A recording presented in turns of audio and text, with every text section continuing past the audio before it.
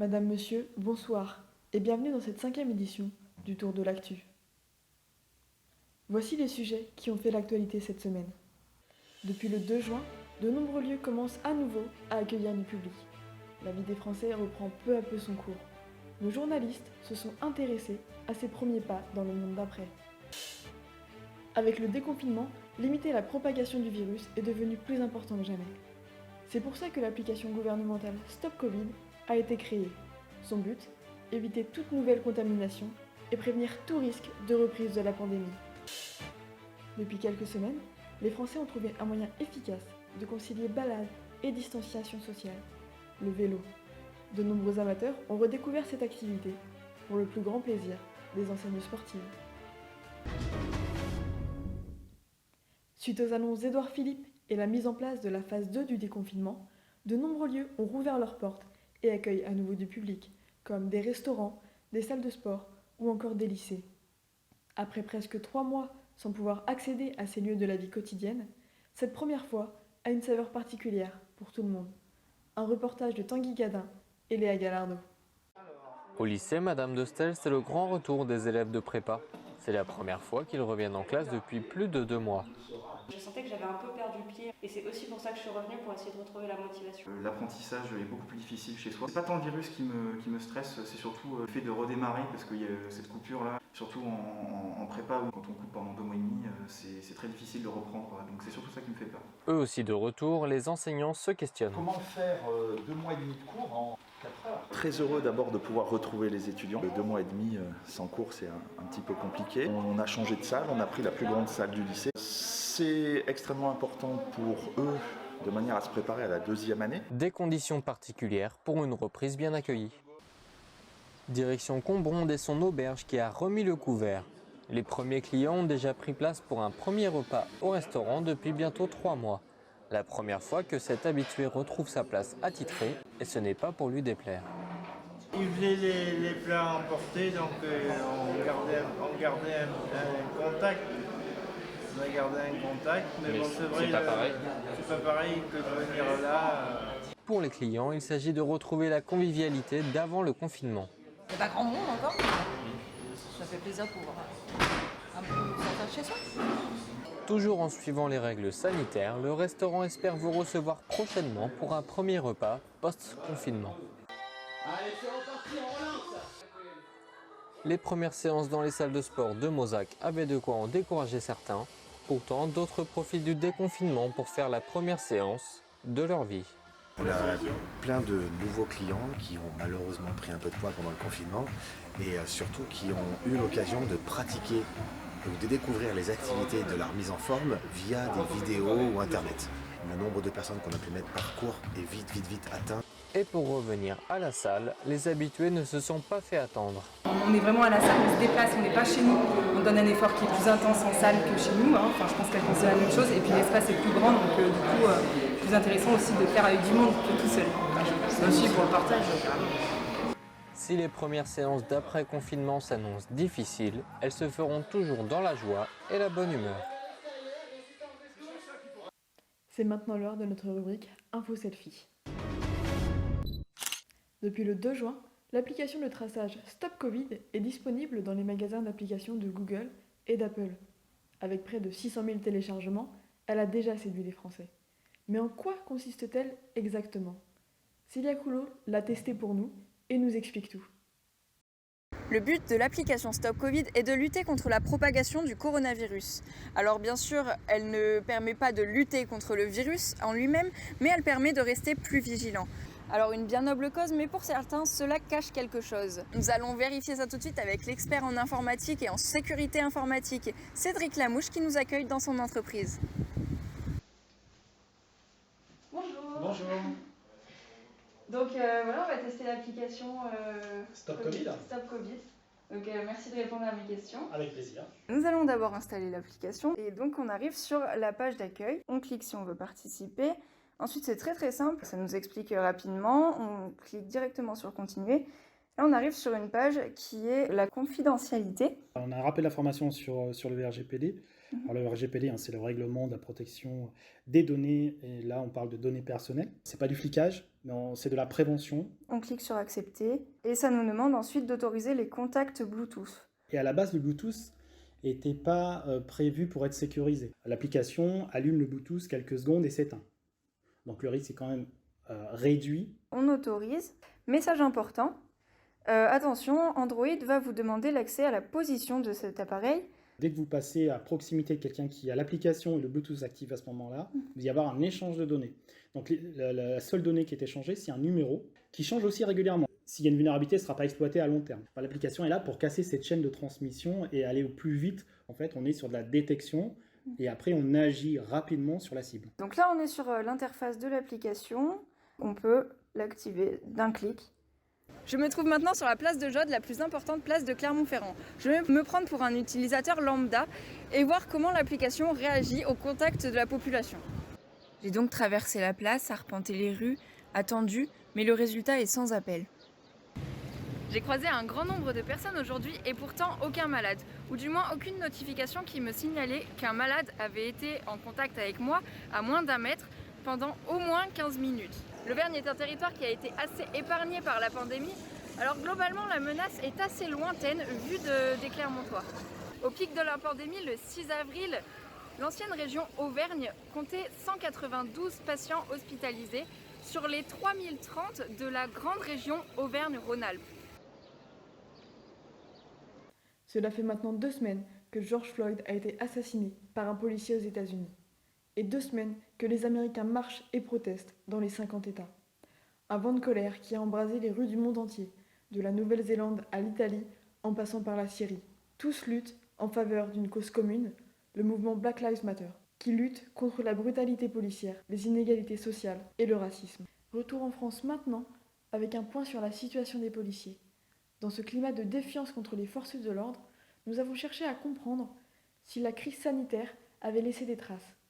Et en effet, les syndicats s'alarment du manque de moyens de protection pour les fonctionnaires de police et s'offusquent des règles régissant le port du masque.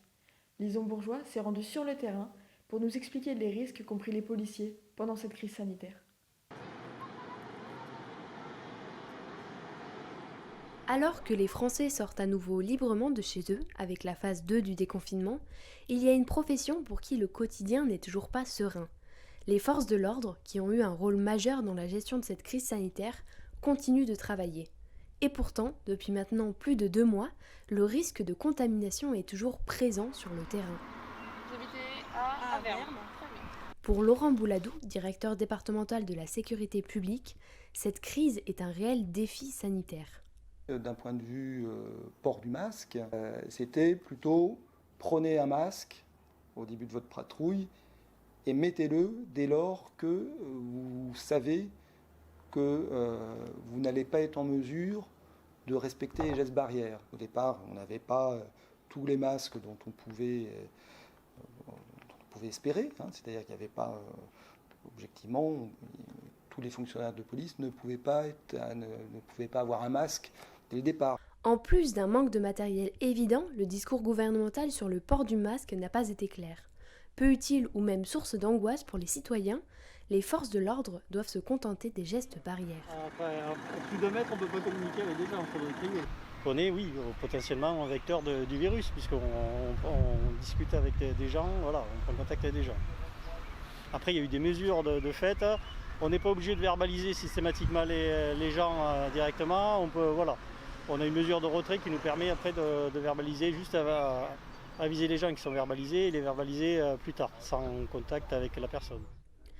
En contact quotidien avec la population, le risque de contamination des forces de l'ordre est immense. Mais pour eux, arrêter de travailler est tout simplement impensable. Le moindre fonctionnaire de police est important dans un commissariat, donc sachant qu'on a eu quand même quelques collègues quand même placés en réserve pathologique et en réserve garde d'enfants, donc il fallait pallier à ces absences. Le commissariat de Moulins a fait la demande d'un service de garde d'enfants au même titre que le personnel hospitalier, mais la demande a été refusée. Quoi qu'il arrive, les agents restent sur le terrain, contaminés ou non. Moi après je l'ai chopé début mars et ça a duré jusqu'à fin mars. Donc je suis retourné voir mon médecin traitant qui m'a dit suspicion de Covid. Donc arrêté une petite semaine à la maison, confiné quoi, normal. Et au bout d'une semaine, j'ai rappelé, on m'a dit faut reprendre le boulot. Mes symptômes n'étaient pas assez importants. Pour eux, j'avais pas assez de gros symptômes pour être testé et même limite aller à l'hôpital. Manque de tests, gel hydroalcoolique, cycle de travail avec le même collègue, heures supplémentaires, plexiglas dans les bureaux, le corps policier gardera le souvenir de l'exercice de son travail sous tension pendant cette crise sanitaire. Depuis l'apparition du Covid-19, l'hygiène et la protection occupent des places omniprésentes dans la vie des Français. Que ce soit dans la rue, sur les places ou sur les terrasses, chacun fait très attention à ce qu'il touche. Pour limiter les risques de contamination, les agents d'entretien municipaux sont indispensables.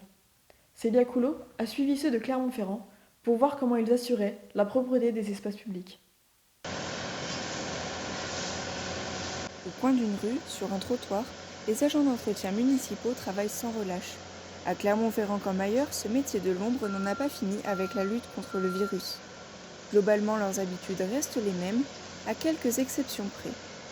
On a les masques, on est obligé de bien porter les gants, se désinfecter les mains régulièrement. On lave comme d'habitude le trottoir et on insiste peut-être un peu plus sur les bancs, les arrêts de car et les poubelles, les rambardes d'escalier, tout ce que les gens peuvent toucher en fin de compte.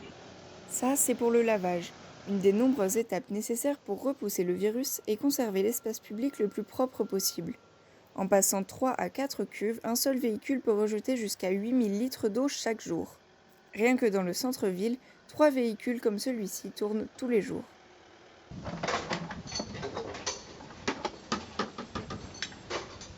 Nous on lave à l'eau, c'est de l'eau recyclée qu'on a dans des fusards.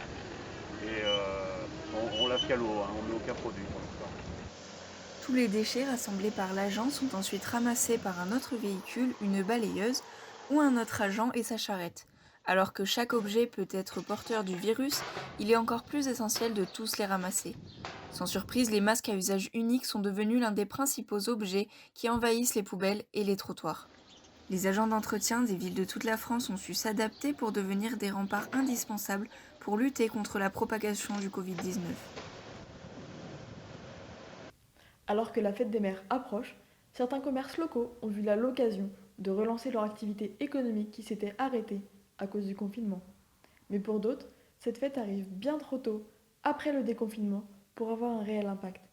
Nous avons pu constater cette divergence d'opinion dans des commerces de proximité du Maine-et-Loire. Dans la boutique Parfum de Fleurs, la fête des mères est préparée avec soin. Offres spéciales, création de bouquets, tout est fait pour attirer les clients. Car pour Jocelyne Blanchard, cette fête des mères est plus importante que celle des années précédentes. Elle pourrait lui permettre de relancer son commerce local, touché par une baisse de chiffre d'affaires à cause de la crise sanitaire. Et on se prépare à une forte fête des mères et je pense que nos clients seront au rendez-vous. Mais je pense qu'ils ont pris conscience de certaines valeurs humaines et je pense que les fêtes des mères qui étaient squeezées les années passées vont peut-être ne pas l'être cette année. À 30 km de là, à Brissac-Loire-Aubance, Patricia Fried n'est pas du même avis. Même si la bijoutière défend avec ferveur les valeurs locales avec la marque Produit en Anjou, cette fois, elle ne pense pas que les gens vont se tourner vers les commerces locaux pour la fête des mères. Le fait de consommer local, j'espère vraiment que les gens en fait, vont le faire. Mais il y a l'accès Internet, donc l'accès Internet, les galeries sont réouvertes, donc je pense que les gens risquent de consommer plus sur Internet et peut-être plus sur des chaînes. J'aimerais qu'ils consomment en local, j'aimerais me tromper, mais je suis pas sûre. Autant sur l'alimentaire, oui, que sur d'autres produits, je suis pas sûre. Pour la première fête commerciale d'après-confinement, les commerçants locaux espèrent donc attirer de nombreux clients pour relancer leur activité, tout en mettant les mamans à l'honneur. Le 3 juin, c'était la journée mondiale du vélo, une activité que de nombreuses personnes ont redécouverte pendant le confinement. Source de liberté pour les amateurs, source de revenus pour les enseignes sportives, mais aussi source de frustration pour les professionnels qui ne pouvaient s'entraîner, le vélo est devenu une activité incontournable. Nos journalistes Lison Bourgeois et Léa Gallardo se sont penchés sur le sujet. Le vélo, activité verte qui a séduit de nombreux amateurs pendant le confinement. Marine et Rémi, comme de nombreux Français, ont redécouvert les joies de pédaler. Avant le confinement, on faisait pas trop de vélo. Mais maintenant, s'il est remis, ça fait du bien, on retrouve de la liberté. Après, on aime bien venir ici sur le viaduc de Montluçon-les-Rives, c'est sympa, c'est agréable. Il y a plein de gens en plus, donc ça fait du bien de voir des nouvelles têtes après ces 2 mois enfermés. Une liberté retrouvée dont ils ne sont pas prêts de se passer. À peine cette balade de 10 km terminée, la prochaine est déjà planifiée. Ça, c'était sympa. On recommencera. Avec cette activité, certaines enseignes peuvent espérer rouler sur l'or grâce à des chiffres qui ont explosé. Les ventes de vélos à Decathlon, après le confinement, c'est parti en flèche. Par jour, on vendait 5-6 vélos, on était à 50 vélos par jour. Et effectivement, de plus en plus de personnes investissent dans un vélo. Un engouement qui se ressent sur les statistiques de vente. Ça fait au moins 200-300% en plus, quoi. Ça. Là, on est à 5 semaines. D'habitude, on n'est qu'à 2-3 jours de délai. Là, on est à 5 semaines de délai pour une réparation. C'est énorme. Et puis voilà, c'est reparti pour un tour. Si pour les amateurs, cette période était favorable au cyclisme, pour les professionnels, c'est le contraire. Florian Vachon, coureur au grand palmarès, a vu ses entraînements chamboulés. On a eu un arrêt brutal des courses, du coup on a dû s'adapter, faire ce qu'on appelle du home trainer, du vélo d'appartement. C'est un peu plus compliqué parce qu'on peut faire moins de volume, c'est plus ennuyeux. Professionnellement, on a par contre tout perdu, en tout cas au niveau de la condition on a tout perdu. Là on reprend tout de A à Z. C'est vrai que c'est bien d'avoir des gamins. S'ajoute à cela la frustration d'annulation des courses. Les courses pour les jeunes ont été annulées aussi. Nous, on organise aussi une grosse course qui s'appelle le Tour de la Vallée Montluçonnaise. La 4e édition devait avoir lieu. Et après décision du bureau, on a pris la décision d'annuler carrément et de reporter à mai l'année prochaine. L'activité du team cycliste montluçonnais a donc été paralysée, mais la reprise fait du bien. La course, ça n'existait plus pendant 3 mois, quoi. Le Covid a bloqué toute l'activité de l'école de cyclisme. On reprend aujourd'hui. C'est le premier entraînement collectif pour les jeunes. Là, ils sont motivés. Ils sont là aujourd'hui. Ils ont roulé. Ils sont motivés. Pour les professionnels comme les amateurs, une prime à la réparation du vélo a été mise en place par le gouvernement. Le Gang des dérailleurs, association spécialisée dans la réparation de vélos, accueille encore plus de personnes grâce aussi à la carte interactive qui répertorie les réparateurs. Ça a fait venir des gens qui n'y connaissaient pas et qui ont envie de découvrir le lieu, le fonctionnement. Donc voilà, c'est bien, ça nous a fait venir beaucoup de monde. J'ai voulu nettoyer les vitesses qui sont ici, donc j'ai démonté ma roue arrière. Non, on l'aurait peut-être fait, mais on serait peut-être pas allé ici, on n'aurait peut-être pas osé, on aurait essayé de faire tout seul. Ça nous a bien aidé à nous motiver. Même si le vélo, ça ne s'oublie pas, le confinement a rappelé à tous les bienfaits de cette activité qui roule maintenant vers le succès. C'est ainsi que s'achève notre journal. Nous espérons vous retrouver la semaine prochaine pour la 6e édition du Tour de l'Actu. En attendant, prenez soin de vous et au revoir.